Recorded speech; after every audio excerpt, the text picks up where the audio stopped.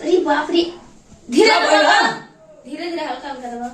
हल्का में हल्की होई मोटी के दाम देता है हड्डियां चार चला कपड़ा का कुछ नहीं, बहुत अच्छा लग रहा है। पैर दबा रही नींद आ तो बहुत जल्दी दबा। हाँ दाम देते नहीं सन पाँच पराने फेंक दे।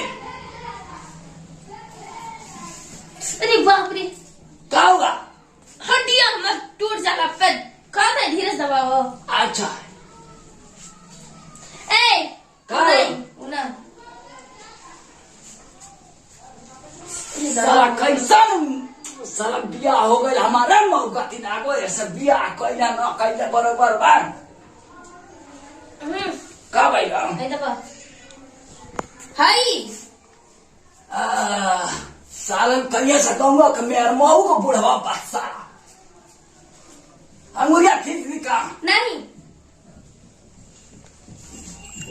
धीरे रुकिए रुकिए दबाओ बाबा दबाओ ए बाबा का रे का बात है मुझे तनी मेरे को से हो पर तो कुछ नहीं तनिया का पैरों में दर्द हो तो मलाम लगा काय मां एक हफ्ता हो गया अभी तो अब तक रुपया निकाल साला हमरा निकाल तोर का जाते रे का करे जाए हमें हद पहले ठीक न लिंक बर्तन हमें रिश्तेदार में ठीक न तनी गाला रे तनी घट दे दो तो बढ़िया लगे हम तोर घर के ले बनी हां दे दो बाप का साई लेना बन तोर घरवा का इतना मन आस लगा के बाबा दे दिए थोड़ी भाई मंगा दे तनी सार कहीं के चल के दुश्मन ला के सारा जहां जहां जाता है ता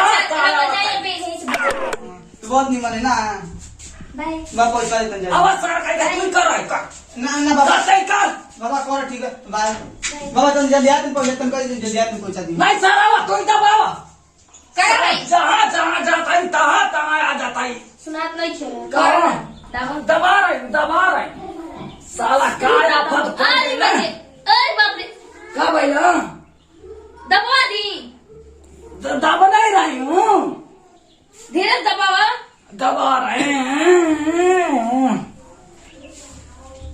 सब क्यों कहला बूढ़े से शादी न करो, बूढ़े से शादी न करो। जवान का से कोयला रहती तो इतना सुख पाती। तन धीरे धीरे खाना बना खिया घर बर्तन सब करता। अब का चाहिए ऊपर से बस ई हो काम बच गई बाटे। 3 लाख कॉलर वाला देवे के ई पैसा लेके तो वो लेके बस बियाह कर लेम भाई। अरे बाप रे, अब पहले से के लाते दिवाली में करे साला उतनी को देते हम सड़ गान ले बैठते ठीक ना तनी हेई कर तनी बढ़िया तो चंपी कर तो सड़ गान के कह देती ना हां पैसा तो कैसे लियो ना काम तो कर बाबा अब तू कहां जा रहा है? चला बाबा दे दो बाबा बाबा